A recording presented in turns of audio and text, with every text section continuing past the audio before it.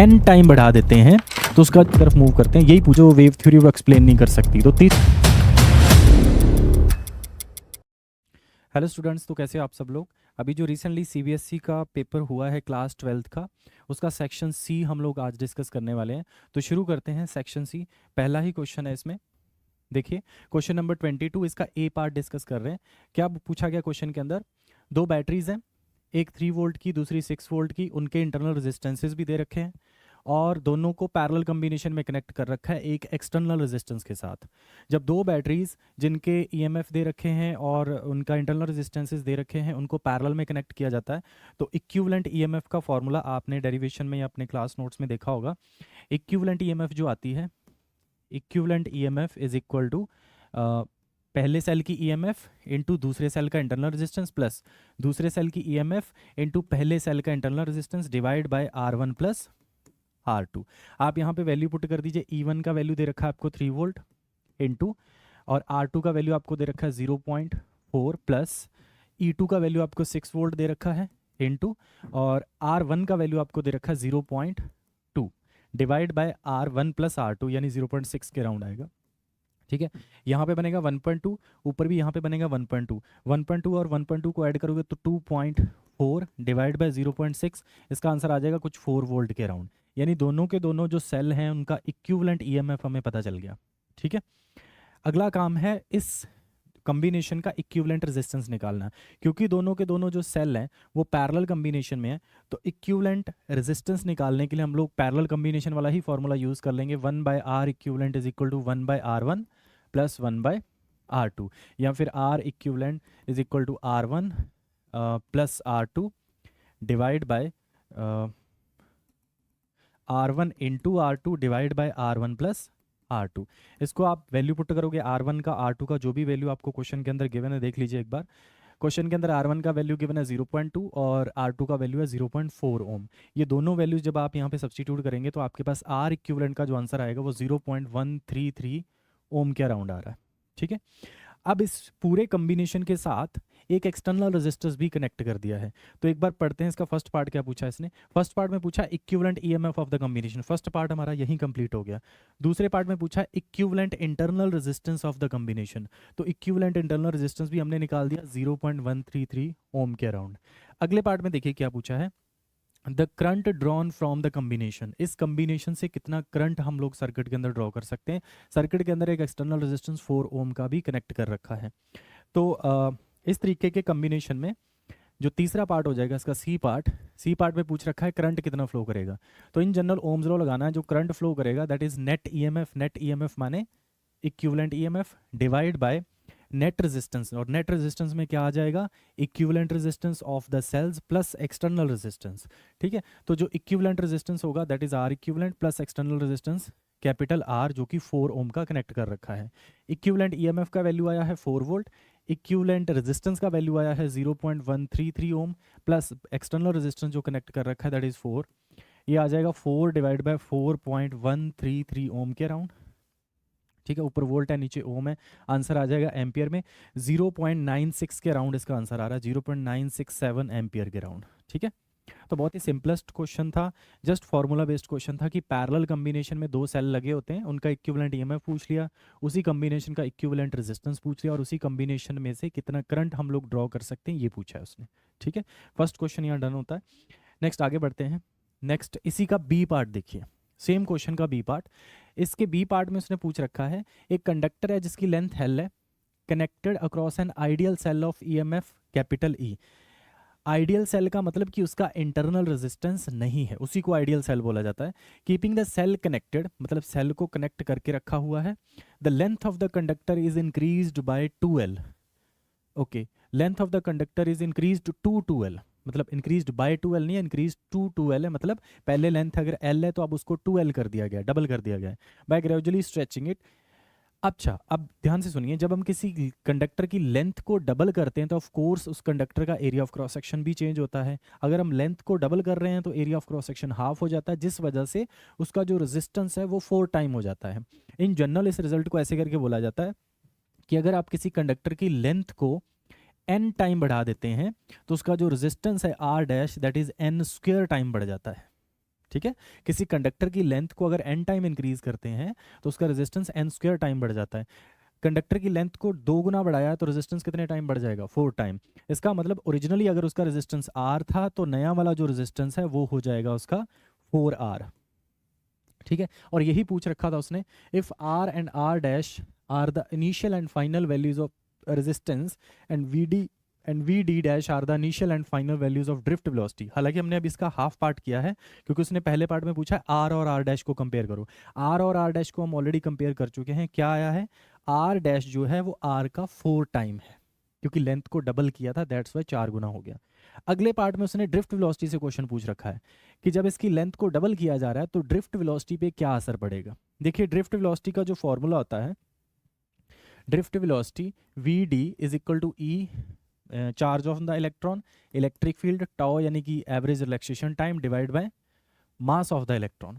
अब यहाँ पे फॉर्मूले के अंदर, ड्रिफ्ट वेलोसिटी के फॉर्मूले के अंदर इलेक्ट्रिक फील्ड है, हम चाहते हैं कि इस इलेक्ट्रिक फील्ड वाले फॉर्मूले को पोटेंशियल की फॉर्म में लिखा जाए, तो पोटेंशियल की फॉर्म में आ जाएगा V बाय L। जो इलेक्ट्रिक फील्ड होता है कंडक्टर के अंदर, अगर वो यूनिफॉर्म इलेक्ट्रिक फील्ड है तो उसको लिखा जा सकता है V by L divide by M into L। यहाँ से ड्रिफ्ट वेलोसिटी का एक रिलेशन मिला लेंथ के साथ और पोटेंशियल डिफरेंस के साथ। अब क्वेश्चन की पहली ही लाइन में उसने बोला था कि इस कंडक्टर की लेंथ को जब बढ़ाया जा रहा है तो battery remain connected. If battery remain connected तो बैटरी की ये जिम्मेवारी बन जाएगी कि पोटेंशियल डिफरेंस को चेंज नहीं होने दिया जाएगा।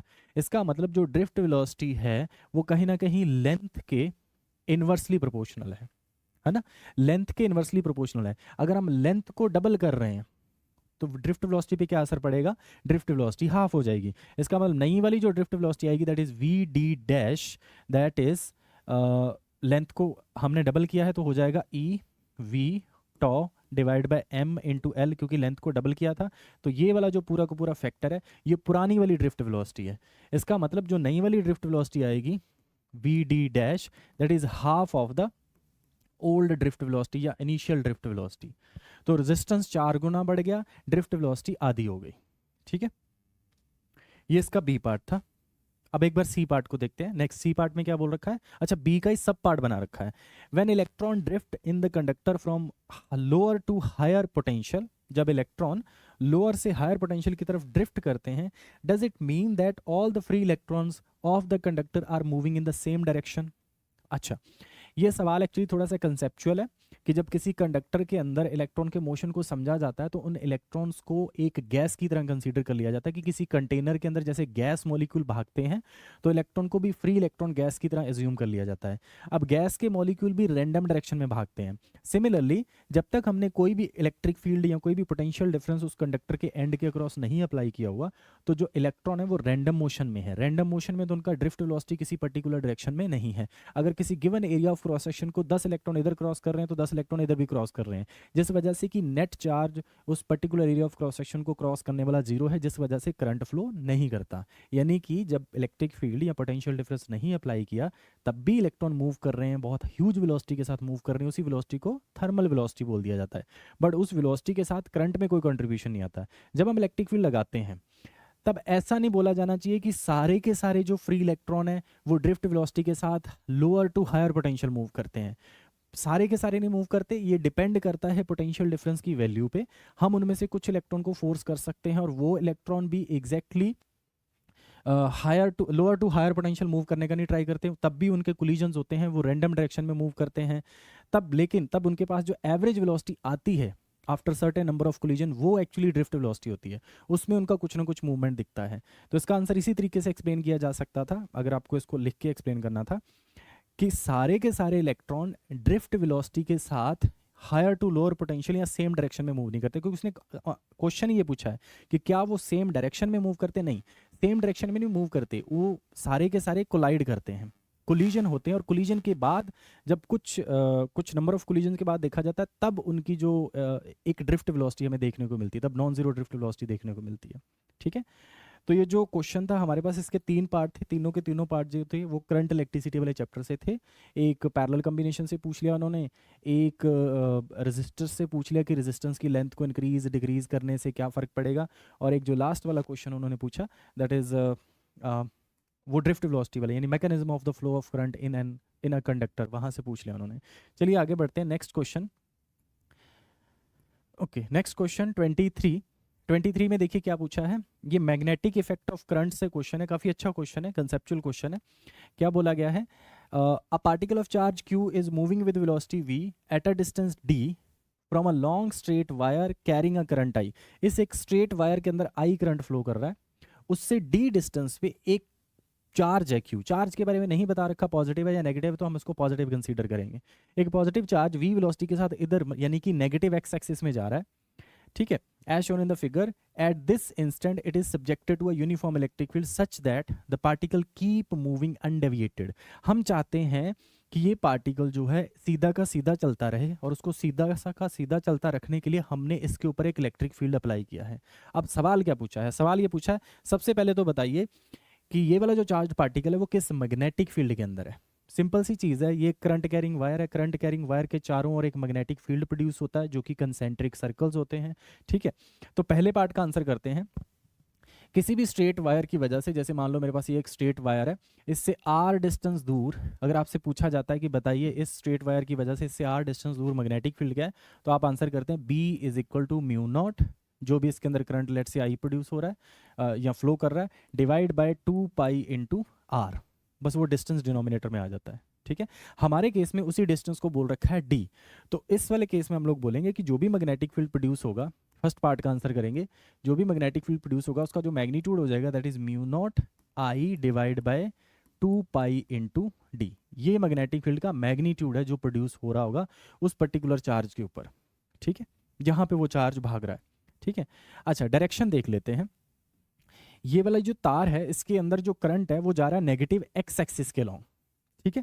हम क्या करते हैं, मैग्नेटिक फील्ड का डायरेक्शन पता करने के लिए अब जो वायर है उसको अपने राइट हैंड में होल्ड करते हैं, अपने थंब को एग्जैक्टली उसी डायरेक्शन में रख लेते हैं जिस डायरेक्शन में करंट फ्लो कर रहा है, और अपनी फिंगर को कर्ल करते हैं। जब अपनी फिंगर को आप इस तरीके से कर्ल करेंगे तो आप देखेंगे कि एग्जैक्टली इस पॉइंट पे हमारी फिंगर्स इनटू द पेज जा रही हैं।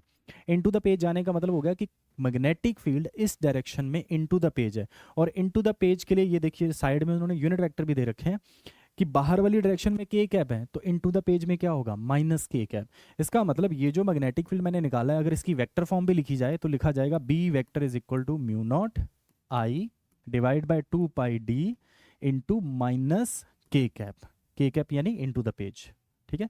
मैग्नेटिक फील्ड की डायरेक्शन पता चल गई इनटू द पेज, और जो चार्ज पार्टिकल है वो मूव किस तरफ कर रहा है, वी वेक्टर भी लिख लेते हैं, मान लेते हैं उसकी वेलोसिटी v है, और मूव किस तरफ कर रहा है, नेगेटिव एक्स एक्सिस के लॉन्ग, ठीक है। अगर वो नेगेटिव एक्स एक्सिस के लॉन्ग मूव कर रहा है तो उसके वेलोसिटी वेक्टर को कैसे लिखा जा सकता है, v into minus I cap, ठीक है। पार्टिकल का वेलोसिटी भी पता चल गया, पार्टिकल के ऊपर लगने वाला मैग्नेटिक फील्ड भी पता चल गया, तो जिसकी वजह से हम ये भी पता कर सकते हैं कि पार्टिकल के ऊपर लगने वाला मैग्नेटिक फोर्स कितना है। एक बार सेकंड पार्ट की तरफ मूव करते हैं, यही पूछा उसने सेकंड पार्ट में, the magnetic force F M vector बताइए सेकंड पार्ट में।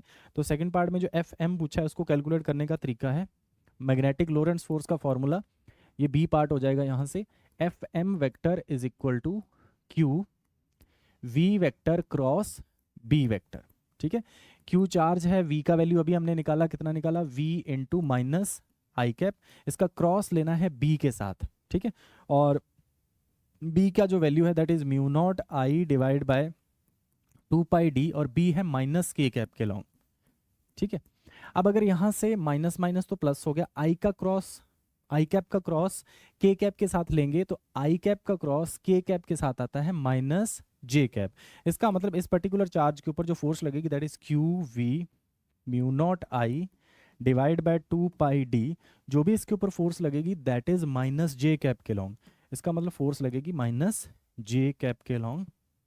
एफ एम वेक्टर भी आ गया, उसने एफ एम वेक्टर पूछा था, हमने एफ एम वेक्टर भी निकाल दिया, उसका मैग्नीट्यूड भी बता दिया और उसकी डायरेक्शन भी बता दी, ठीक है। अदरवाइज ये तो खैर हमने वेक्टर से किया, अदरवाइज आपको ये पता चल गया कि magnetic field into the page है, चार्ज उधर जा रहा है, तो अब चार्ज के वेलोसिटी वेक्टर की डायरेक्शन में अपनी फिंगर रख के बी की तरफ कर्ल करते तो थंब डाउनवर्ड ही आ रहा है, डाउनवर्ड माने नीचे की डायरेक्शन में फोर्स लग रही है, तो इस वाले चार्ज के ऊपर जो फोर्स लग रही है वो कुछ डाउनवर्ड डायरेक्शन में लग रही है, कुछ इस जगह पे, इस वाली डायरेक्शन में मैग्नेटिक फोर्स लग रही है एफ एम वेक्टर, ठीक है। हम चाहते हैं कि इस वाले चार्ज पार्टिकल पे ये जो मैग्नेटिक फोर्स लग रही है इसको बैलेंस किया जाए, और उसको बैलेंस करने के लिए ऊपर की डायरेक्शन में एक इलेक्ट्रिक फील्ड लगा देते हैं। अगर ऊपर की डायरेक्शन में एक इलेक्ट्रिक फील्ड लगा देंगे तो उस इलेक्ट्रिक फील्ड की वजह से जो एफ इलेक्ट्रिक फोर्स लगेगी वो इसको बैलेंस कर देगी, ठीक है। और बैलेंस करने के लिए इलेक्ट्रिक फील्ड कितना लगाना है यही उसने सवाल किया है।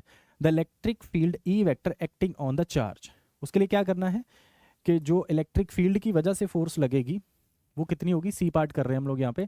इलेक्ट्रिक फील्ड की वजह से जो फोर्स लगेगी एफ ई, अगर उसको बैलेंस कर दे ये मैग्नेटिक फोर्स या मैग्नेटिक फोर्स को वो बैलेंस कर दे तो चार्ज अनडेविएटेड जाएगा। किसी भी इलेक्ट्रिक फील्ड की वजह से जो फोर्स लगती है that is Q into E vector is equal to, यहाँ से आ जाएगा हमारे पास एफ एम का वैल्यू पुट कर देते हैं, एफ एम का वैल्यू। अच्छा, फोर्सेस का मैग्नीट्यूड बराबर कर रहे हैं हम लोग, ठीक है। डायरेक्शन तो हमें पता ही है कि अगर मैग्नेटिक फोर्स डाउनवर्ड है तो इलेक्ट्रिक फोर्स जो है अपवर्ड डायरेक्शन में है, या फिर हम बोल सकते हैं कि प्लस जे कैप के लॉन्ग है, वो एंड में उसका डायरेक्शन लिख देंगे हम लोग। एक बार ये देख लेते हैं एफ एम कितना है, Q V mu naught I, Q यहाँ पे इसका मैग्नीट्यूड ले रहा हूँ, Q V mu naught I divide by 2 pi D. Q से क्यू कैंसल, यहाँ से ई वेक्टर का जो मैग्नीट्यूड आ रहा है that is mu not V I divide by 2 pi D, ये मैग्नीट्यूड आया। अगर कोई मुझसे पूछे कि what is the direction of the electric field, तो डायरेक्शन हमें पता है कि अगर इलेक्ट्रिक फील्ड अपवर्ड लगेगा तभी उसके ऊपर फोर्स अपवर्ड लगेगी। इट मीन्स इलेक्ट्रिक फील्ड का जो डायरेक्शन होगा that is plus J cap के long, that means mu not V I divide by 2 pi D, यहाँ पे आ जाएगा जे कैप। तो ये इलेक्ट्रिक फील्ड है जो उसके ऊपर जब लगेगा तो उसके ऊपर नेट फोर्स जीरो हो जाएगी, नेट फोर्स जीरो हो जाएगी तो चार्ज जिस वेलोसिटी से सीधा चलता जा रहा है उसी डायरेक्शन में चलता जाएगा, ठीक है। ओके, इस क्वेश्चन में कुछ और फर्दर नहीं पूछा 23 में, आगे बढ़ते हैं। 23 में यही 3 पार्ट थे।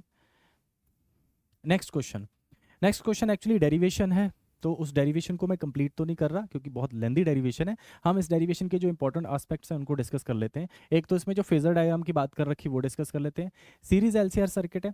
सीरीज एलसीआर सर्किट सिंपली सबसे पहले आपने बनाना था इसका डायग्राम, एक एल, एक सी और एक आर, ठीक है। इन तीनों को एक सीरीज में लगा दिया, ओके।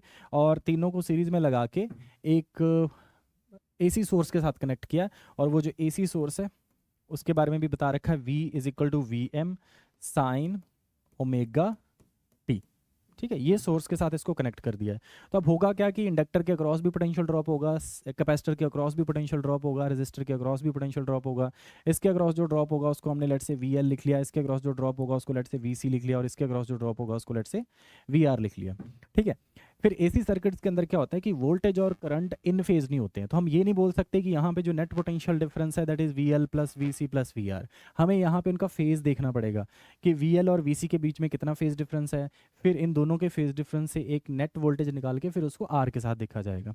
तो इन जनरल एल के केस में अगर एल अकेला किसी एसी सर्किट के अंदर लगा हुआ है तो एल में जो करंट फ्लो कर रहा है, हालांकि करंट सब में सेम फ्लो करेगा क्योंकि सीरीज में लगे हुए हैं, तो करंट सब में सेम फ्लो करेगा। तो अगर हम पोटेंशियल डिफरेंस देखेंगे एल के क्रॉस और इसी के साथ इसके करंट के साथ फेज डिफरेंस देखेंगे तो हम देखेंगे फॉर इंडक्टर जो वोल्टेज है वो लीड करती है by a phase difference phi, यानी कि वी एल वेक्टर जो है वो लीड करेगा इन कंपैरिजन टू आई, ठीक है। And similarly for capacitor current lead करता है by a phase angle of 90, ठीक है। पाई बाय 2 या फिर 90 के फेज डिफरेंस से करंट लीड करता है, ठीक है। अगर करंट लीड करता है तो उसके लिए हो जाएगा, इस तरफ करंट प्लॉट कर देते हैं, इस तरफ वोल्टेज प्लॉट कर देते हैं, वी सी वेक्टर, ठीक है।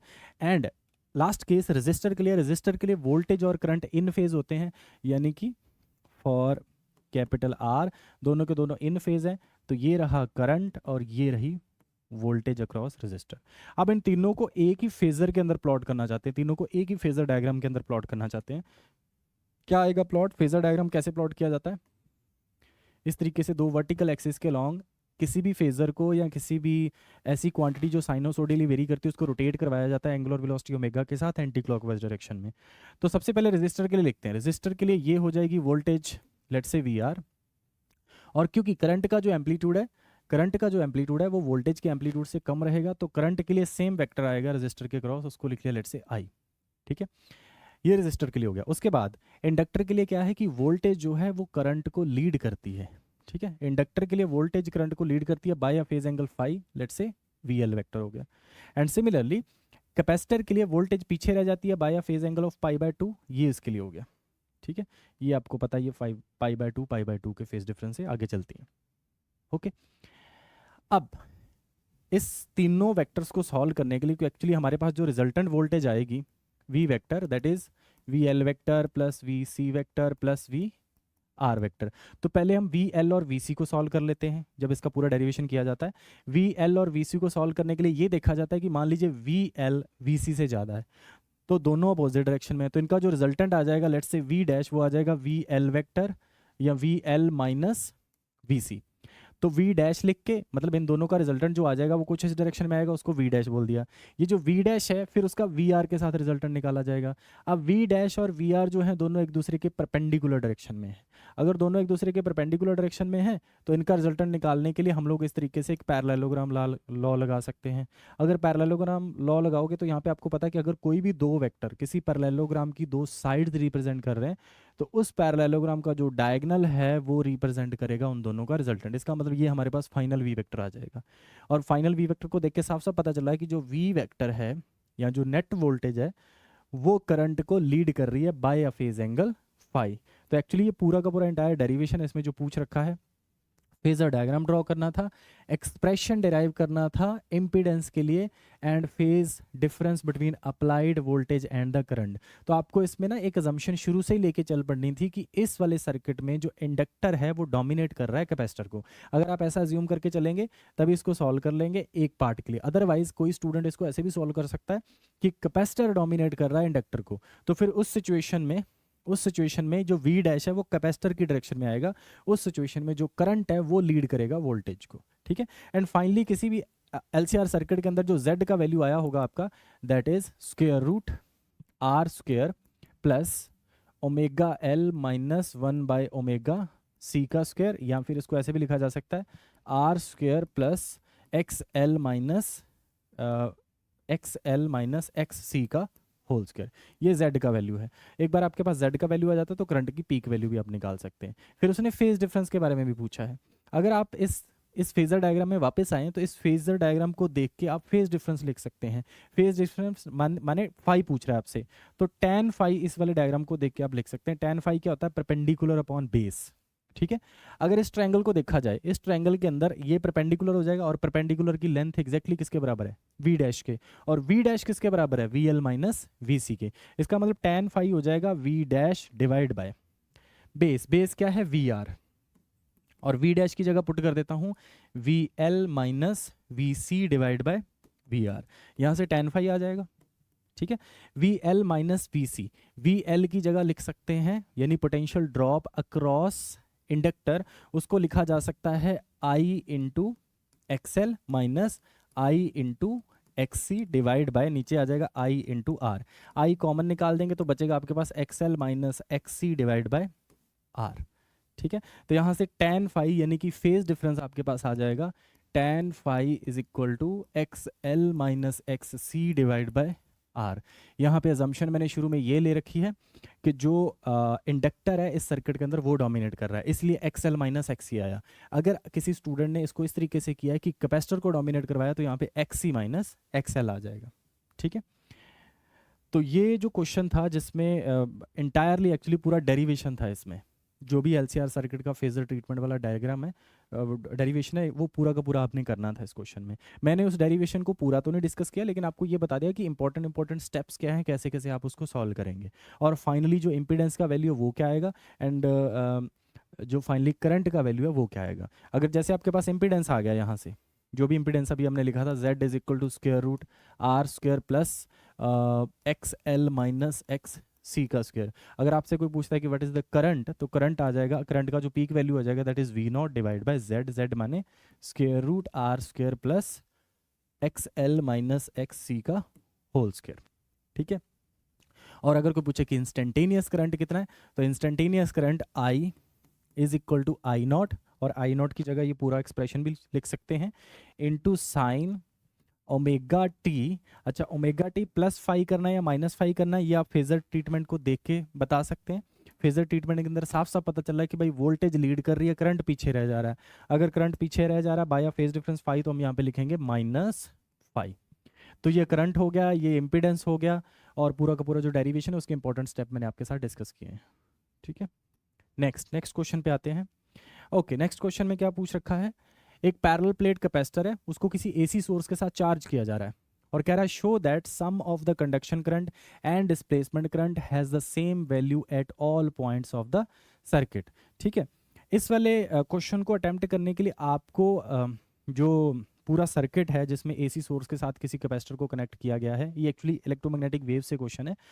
इसमें आपको क्या करना है, आपको ये शो कर देना है कि पूरे सर्किट के अंदर जो वायर है, जो लीड वायर है, उसके अंदर तो कंडक्शन करंट फ्लो कर रहा है, लेकिन कैपेसिटर की जो प्लेट्स हैं उसके बीच की जो खाली जगह है वहां पे कौन सा करंट फ्लो कर रहा है, आई डी, यानी कि डिस्प्लेसमेंट करंट। और दोनों का सम हमेशा कांस्टेंट रहेगा या कंजर्व रहेगा या सेम रहेगा।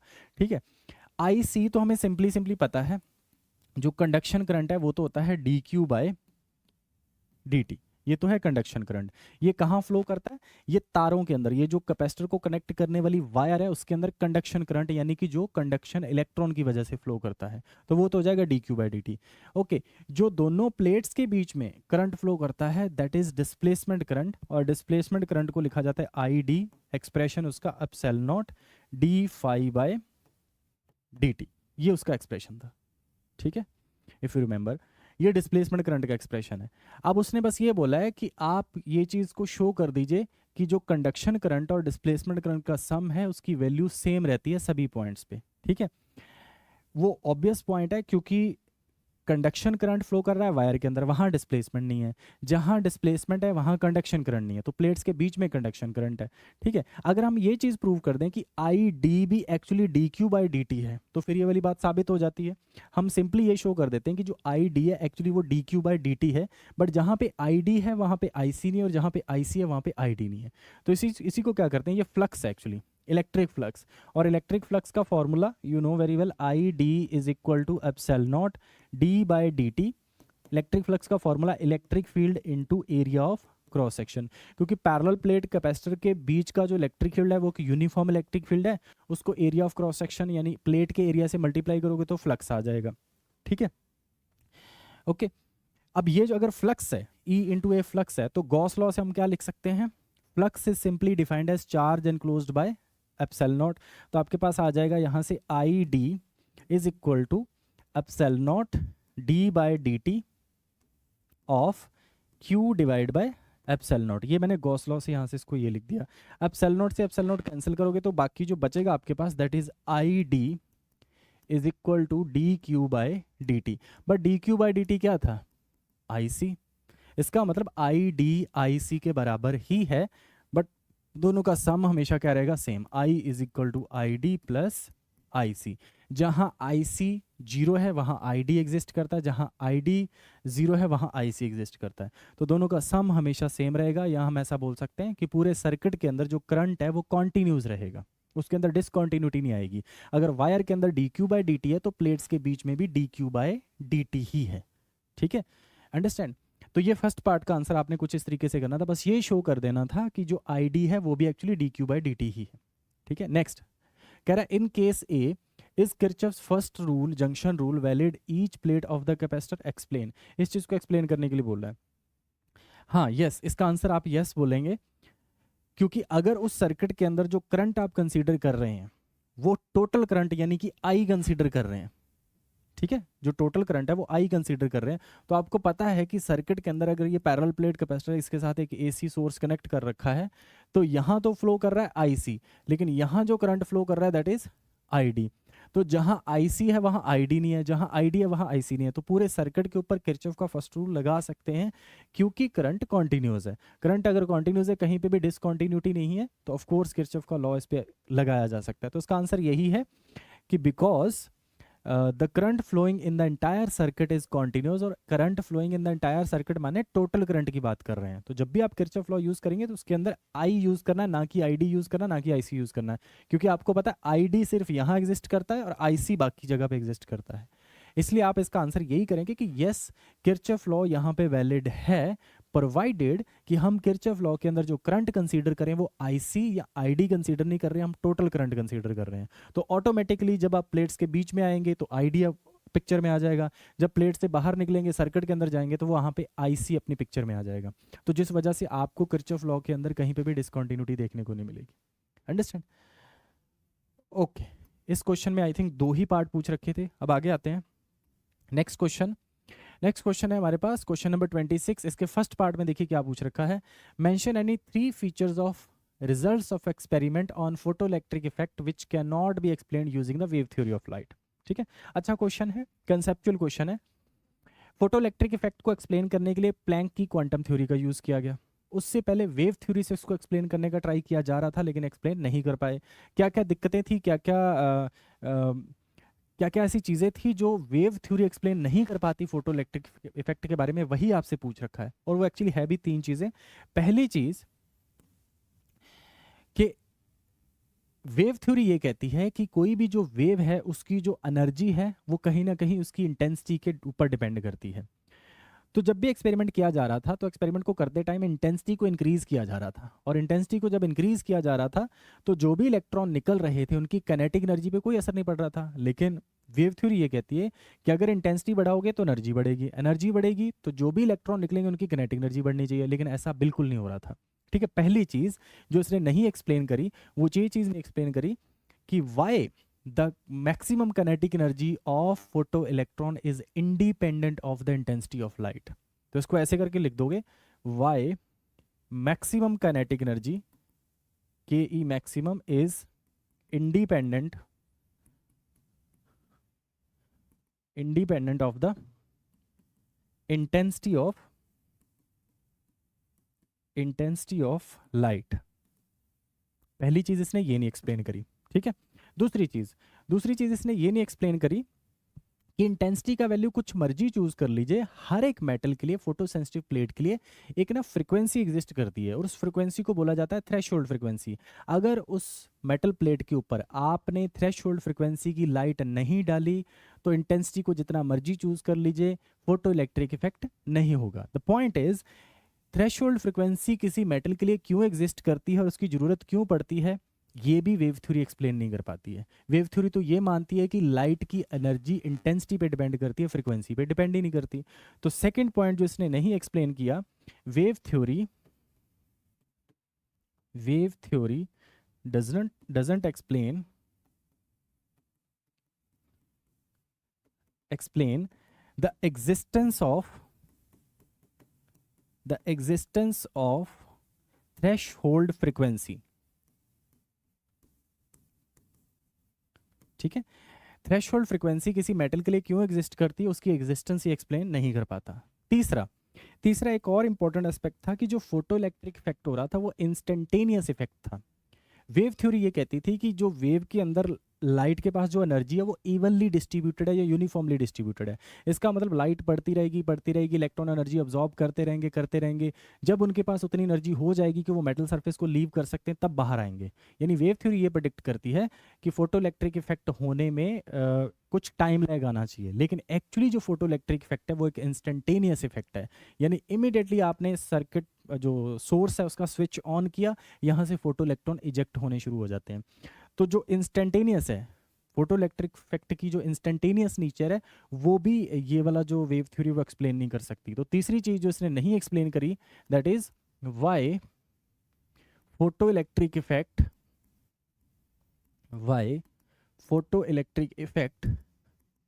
Is instantaneous.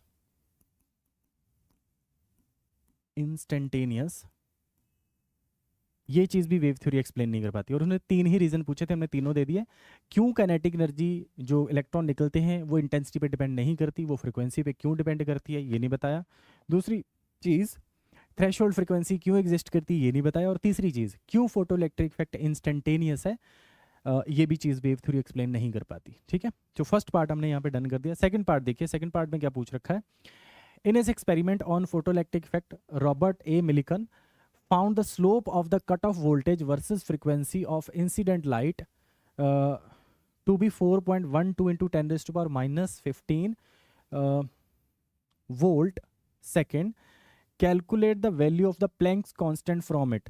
तो जो स्लोप दे रखी है वो हमें 4.12 into 10 raise to power minus 15 दे रखी है, ऐसा यूनिट्स में दे रखी है। Slope is equal to 4.12 into 10 raise to power minus 15, जो भी यूनिट दे रखे हैं वोल्ट सेकेंड।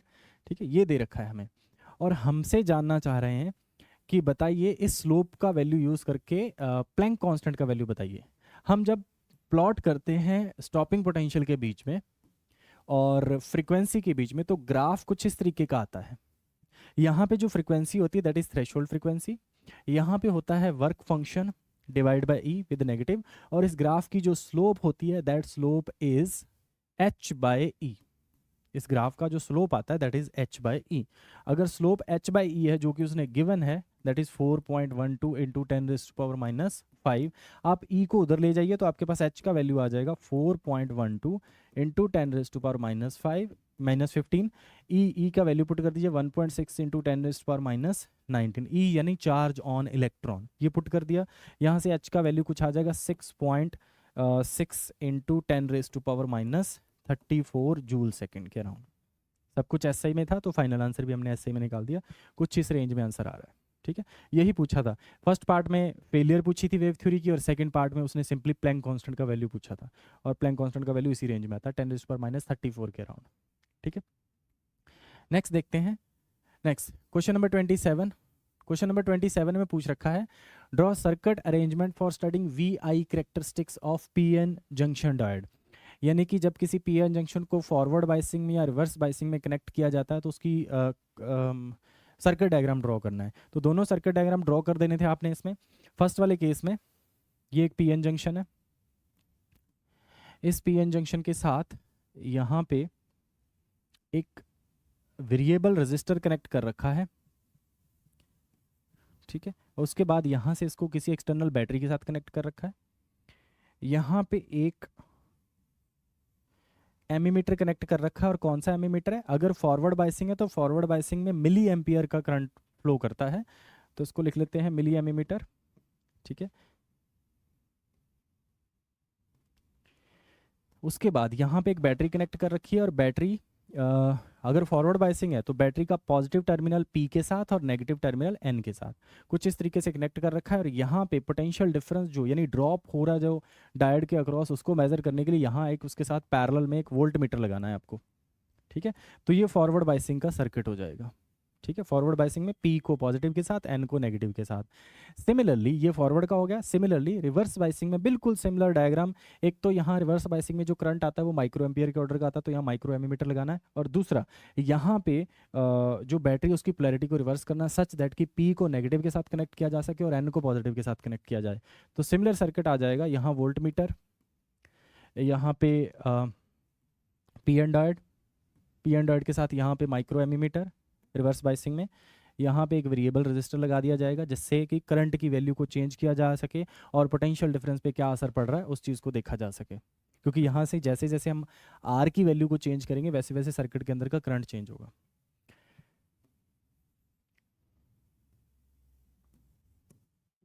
यहाँ से इसको कनेक्ट कर रखा है नेगेटिव से और इसको कनेक्ट कर रखा है पॉजिटिव से। जो भी बैटरी होगी, लेट्स से जितने भी वोल्ट की बैटरी होगी, ये रिवर्स बाइसिंग का सर्किट हो गया।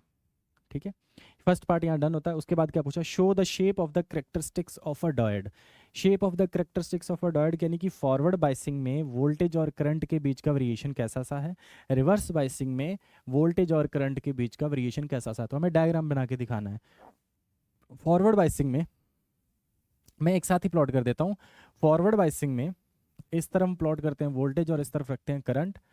करंट का जो वैल्यू है वो फॉरवर्ड बाइसिंग के लिए आता है मिली एम्पियर के ऑर्डर का, और रिवर्स बाइसिंग में आता है माइक्रो एम्पियर के ऑर्डर का। ठीक है, इस तरफ वोल्टेज नेगेटिव वोल्टेज, यानी जब उसको रिवर्स बायस करेंगे तो ये क्वाड्रेंट यूज़ करेंगे, जब उसको फॉरवर्ड बायस किया तो हमने ये क्वाड्रेंट यूज़ करना है। तो इसका जो ग्राफ आता है फॉर फॉरवर्ड बायसिंग, इनिशियली क्या होता है कि आप वोल्टेज की वैल्यू को इंक्रीज करते हैं लेकिन करंट के अंदर कोई ज़्यादा चेंज नहीं आता। आफ्टर दैट आप जैसे जैसे वोल्टेज को बढ़ाते हैं फाइनली उसके बाद एक वोल्टेज मिलती है जिसके बाद करंट का ग्राफ कुछ इस तरीके से आता है। ठीक है, यानी अब बहुत कम पोटेंशियल डिफरेंस को चेंज करने से भी करंट के अंदर काफ़ी ज़्यादा चेंज आ रहा है। ठीक है, ये फॉरवर्ड कैरेक्टरिस्टिक्स है। यहाँ पे जो वोल्टेज है, जिस वोल्टेज के बाद ऐसा होना शुरू हुआ है उस वोल्टेज को बोल दिया जाता है कट इन वोल्टेज। वो सिलिकॉन के लिए कुछ और होगी, जर्मेनियम के लिए कुछ और होगी। ठीक है, तो यहाँ वाली वोल्टेज को बोल दिया जाता है कट इन वोल्टेज। ये फॉरवर्ड कैरेक्टरिस्टिक्स है, आपको बस ये बना के दिखाना था। ठीक है, और रिवर्स कैरेक्टरिस्टिक्स कुछ इस क्वाड्रेंट के अंदर आएंगी। रिवर्स कैरेक्टरिस्टिक्स के अंदर हम देखते हैं कि वोल्टेज को चेंज करने से करंट में कोई ज़्यादा बदलाव नहीं आता। लेकिन फिर एक वोल्टेज आती है जिसके बाद करंट इमीडिएटली बहुत ह्यूज वैल्यू से इंक्रीज करता है। इस वैल्यू को बोल दिया जाता है वी बी, यानी कि ब्रेकडाउन वोल्टेज। तो ये रिवर्स करेक्टरिस्टिक्स होगी, और इधर वाले क्वाड्रेंट में जो शो कर रखी है ये फॉरवर्ड करेक्टरिस्टिक्स होगी। ये फॉरवर्ड करेक्टरिस्टिक्स है,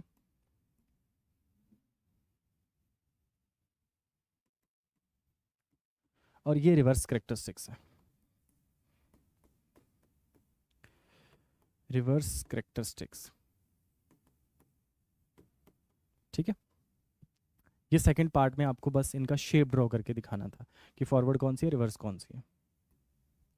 okay, next, mention two information that you can get from the characteristics. ये जो करेक्टरिस्टिक्स ड्रॉ करी हैं इनको देख के आप कौन सी दो इन्फॉर्मेशन निकाल सकते हैं। पहली इंपॉर्टेंट इन्फॉर्मेशन, ये जो दोनों के दोनों ग्राफ हैं, चाहे फॉरवर्ड बायसिंग का है चाहे रिवर्स बायसिंग का, इन ग्राफ में जो वोल्टेज और करंट के बीच का वेरिएशन है वो नॉन लीनियर है, यानी लीनियर नहीं है। अगर वो वेरिएशन नॉन लीनियर है, लीनियर नहीं है, तो इसका मतलब ओम्स लॉ जो है वो पीएन जंक्शन ओबे नहीं करेगा। पहली इन्फॉर्मेशन ये है कि पीएन जंक्शन ओम्स लॉ को ओबे नहीं करता। पहली इन्फॉर्मेशन ये होगी। दूसरा इन्फॉर्मेशन, अगर वो पीएन जंक्शन ओम्स लॉ को ओबे नहीं करता तो उसके लिए एक फिक्स रेजिस्टेंस डिफाइन नहीं किया जा सकता। इसका मतलब पीएन जंक्शन का जो रेजिस्टेंस है वो चेंज हो सकता है। चेंज हो सकता है तो उसके लिए हम डायनामिक रेजिस्टेंस डिफाइन करते हैं। डायनामिक रेजिस्टेंस जिसको आर डी से लिख सकते हैं, that is delta we divide by delta आई। यानी कि इस वाली जगह के लिए डायनामिक रेजिस्टेंस कुछ और होगा, इस वाली जगह के लिए डायनामिक रेजिस्टेंस कुछ और होगा। तो यहाँ से आपको मिल जाएगा डेल्टा वी, यहाँ से मिल जाएगा डेल्टा आई, ठीक है। Delta we divide by delta आई के रेशियो को हम रेजिस्टेंस बोलते हैं, वी बाय आई जो ओम्स लॉ से हम लिखते हैं। बट यहाँ पे रेजिस्टेंस कांस्टेंट नहीं है, रेजिस्टेंस चेंज हो रहा है। तो डायनामिक रेजिस्टेंस वाली एक चीज़ हमें यहाँ से पता चलती है, और दूसरी चीज़ ये पता चलती है कि ओम्स लॉ को ओबे नहीं करता, ठीक है। ये दो इन्फॉर्मेशन है जो यहाँ से हम पता कर सकते हैं। Next question, question number 28, last question section C का। क्या बोला गया है, define mass defect and binding energy of a nucleus. Mass defect क्या होता है, हमारे पास कुछ नंबर ऑफ न्यूक्लियॉन्स हैं, यानी कुछ नंबर ऑफ न्यूट्रॉन्स हैं, कुछ नंबर ऑफ प्रोटॉन्स हैं, वो इंडिविजुअली आइसोलेटेड रखे हुए हैं। उनके कुछ मासेस हैं, उनका टोटल मास हमने कैलकुलेट कर लिया रफली पेज पे। अब उनको कंबाइन करके एक न्यूक्लियस बना दिया। अब उस न्यूक्लियस का जो मास आ रहा था वो उन इंडिविजुअल न्यूक्लियॉन्स के टोटल मास से कम आ रहा था। इसका मतलब कुछ मास उनको बनाते टाइम, उस न्यूक्लियस को बनते टाइम गायब हो गया। उस गायब हुए मास को बोल दिया जाता है मास डिफेक्ट। एक्चुअली वो मास गायब नहीं हुआ, वो in the form of energy release हो गया, ठीक है। तो उसी एनर्जी का नाम है बाइंडिंग एनर्जी। तो मास डिफेक्ट का जो डेफिनेशन है वो बड़ा सिंपल है कि दो चीज़ों का डिफरेंस है। किस किस चीज़ का डिफरेंस है? मास डिफेक्ट को मैथमेटिकली मैं डिफाइन कर देता हूँ। मास डिफेक्ट डेल्टा एम से लिखते हैं। दो चीज़ों का डिफरेंस है, total mass of the nucleons and किसके साथ डिफरेंस लेना है, मास of the nucleus. Total mass of the nucleons minus mass of the nucleus, ठीक है।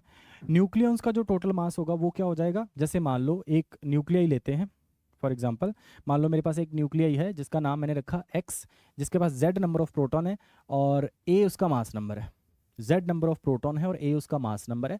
तो हम मास डिफेक्ट को डिफाइन कर सकते हैं, delta m is equal to z number of proton, मतलब z इंटू एक प्रोटॉन का मास mp, प्लस कितने नंबर ऑफ न्यूट्रॉन बचेंगे उसके पास, अगर उसका मास नंबर a है तो a minus Z number of neutron बचेंगे। तो क्या आ जाएगा, a minus Z into mass of neutron minus mass of the nucleus को लिख लेते हैं m इंटू एक्स, ठीक है। तो ये सिंपली मैथमेटिकली फॉर्मूला हो जाएगा मास डिफेक्ट का। अगर हम आइंस्टाइन का एनर्जी इक्विवेलेंस रिलेशन लगा के मास डिफेक्ट को जस्ट सी स्क्वायर के साथ मल्टीप्लाई कर दें तो हमारे पास आ जाता है बाइंडिंग एनर्जी। जो नेक्स्ट चीज़ है दैट इज बाइंडिंग एनर्जी। क्या हो जाएगी बाइंडिंग एनर्जी? बाइंडिंग एनर्जी हो जाएगी, ये जो मास डिफेक्ट है इसके इक्विवेलेंट एनर्जी बता दीजिए कितना रिलीज हुआ है। जितना एनर्जी रिलीज हुआ है अगर उतना एनर्जी वापस से आप इस न्यूक्लियस को देंगे तो ये न्यूक्लियस अपने कॉन्स्टिट्यूएंट पार्टिकल के अंदर टूट जाएगा, ठीक है। उसी को बाइंडिंग एनर्जी बोला जाता है। So binding energy is equal to delta M into C square. And usually questions के अंदर ये जो मासेस गिवन रहते हैं ये एटॉमिक मास यूनिट में या यू की फॉर्म में गिवन रहते हैं, ठीक है।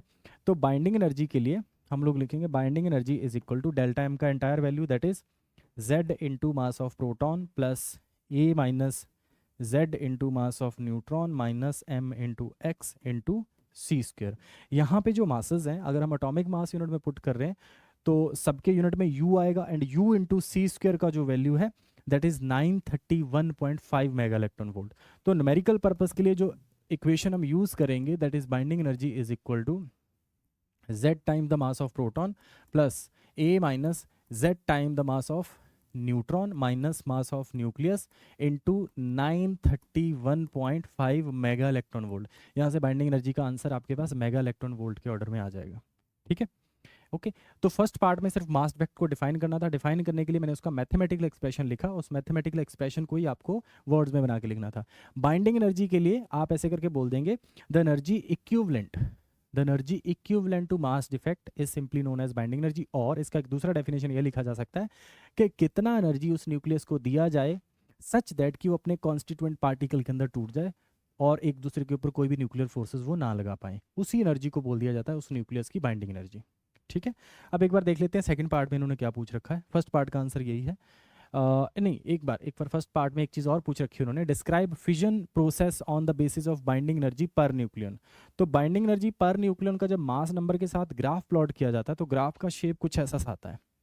ये हमने निकाली है binding energy, total binding energy of the nucleus. अगर इसको उस न्यूक्लियस के मास नंबर से डिवाइड कर देंगे तो आ जाएगी binding energy per nucleon. Binding energy per nucleon का ग्राफ,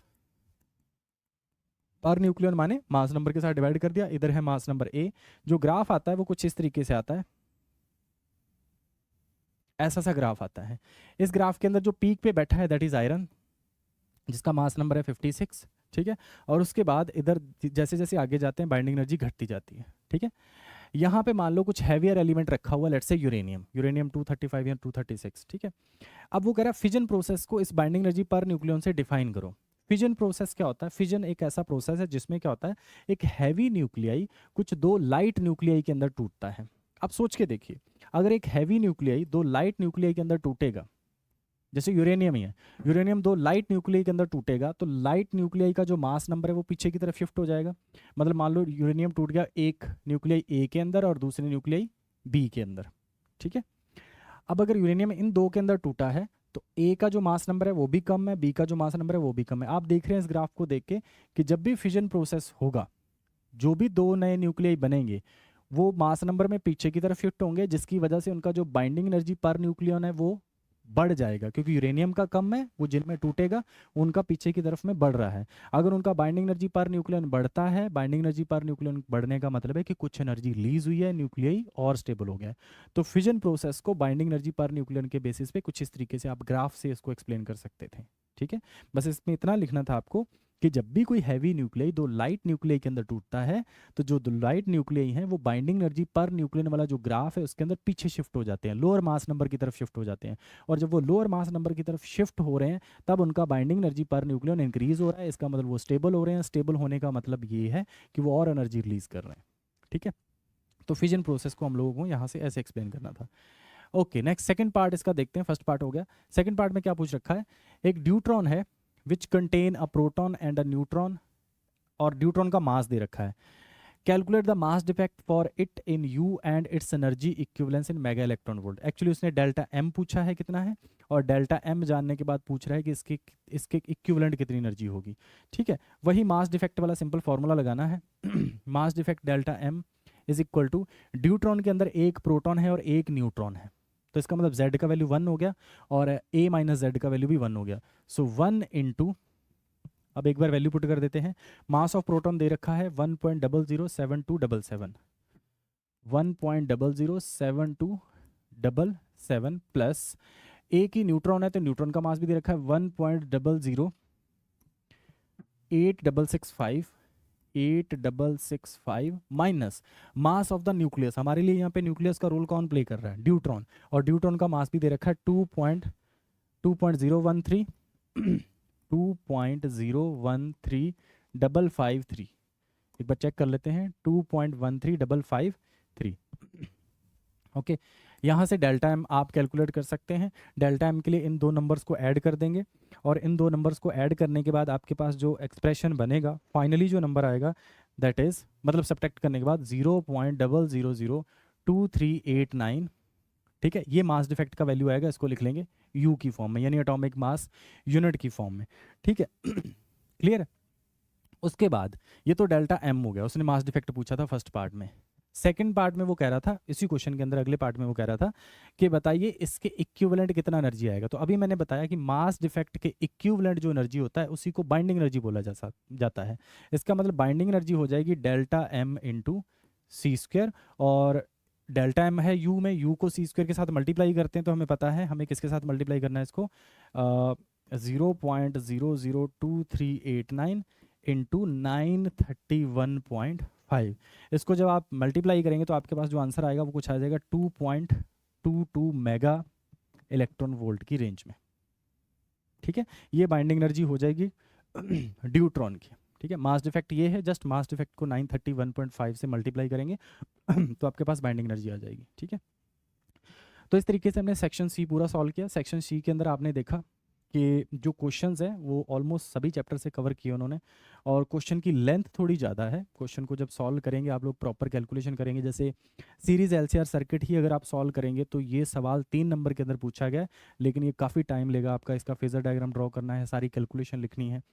बाकी के जो क्वेश्चन है, जो न्यूमेरिकल पोर्शन है, जैसे ये वाला जो पोर्शन है, इसको भी आप पूरा एक्सप्लेन करके लिखेंगे। मैंने शॉर्ट में बता दिया कि एक्चुअली ये क्या क्या एक्सप्लेन नहीं कर पाया, लेकिन आपको थोड़ा थोड़ा इसको और फर्दर एक्सप्लेन करना है। ठीक है, ये क्वेश्चन इजी है, इस तो सिंपली फार्मूला बेस्ड क्वेश्चन है। ये वाला जो क्वेश्चन है जो इलेक्ट्रोमैग्नेटिक वेव से पूछा है, इसमें भी एक्चुअली आपको यही एक्सप्लेन करना था। पहले तो आपको ये इसमें शो करना पड़ेगा कि जो डिस्प्लेसमेंट करंट है वो क्या होता है, कंडक्शन करंट क्या होता है। मैंने एक्चुअली सीधे रिजल्ट पिक करके आपको एक्सप्लेन कर दिया कि आपको करना कैसे था, इस क्वेश्चन को अटैम्प्ट कैसे करना है। ठीक है, ये क्वेश्चन तो खैर लेंदी था, जिसमें हमने इम्पीडेंस निकालना था एलसीआर सर्किट में।